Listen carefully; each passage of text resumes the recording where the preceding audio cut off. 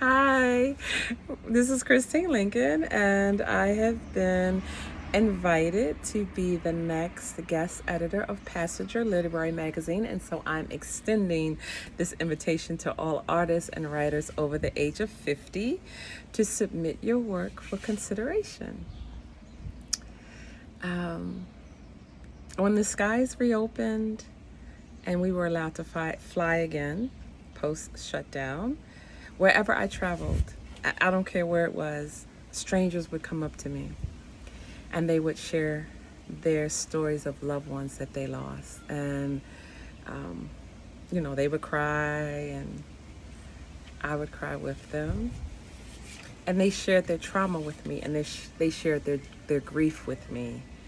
And there was something really exquisitely beautiful and healing in those moments.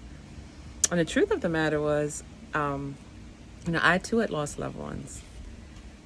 I lost 13 souls to COVID, 13 friends and family members that I will never see again. And so their trauma was my trauma, and their grief was my own. And that's what I have come to know as a result of this past 2.5 years, is that we all have shared trauma. But I'm not just talking about COVID, right? I feel like shared suffering is the collective human experience. It's the nature of being alive, is that we have all suffered, or we have witnessed the suffering of others, like we have seen suffering, right? And that's why I've chosen this theme as guest editor of ancestral or generational trauma for the next issue. But I really don't see it as a theme per se, and I don't see this issue as a collection of separate submissions or separate stories or separate voices, whether it's personal trauma or family trauma or social and cultural trauma.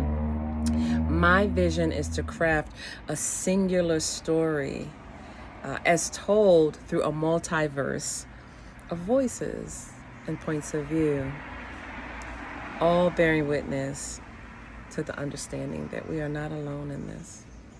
We're not alone. As isolated as we feel,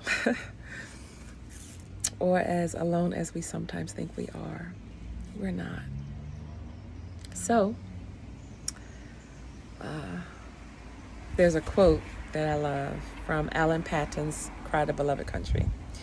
And it says, "The tragedy is not that things are broken. The tragedy is that things are not mended again." I see this issue as a mending. It's turning trauma and pain into poetry and prose and paintings, into art. It's the process itself.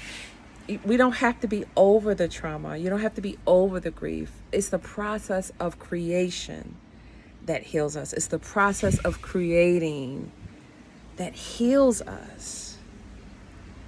I came to know that in a very profound way because when I was 9 years old, I discovered that I was a writer. I discovered that was my purpose, and that was the reason that I was on the earth.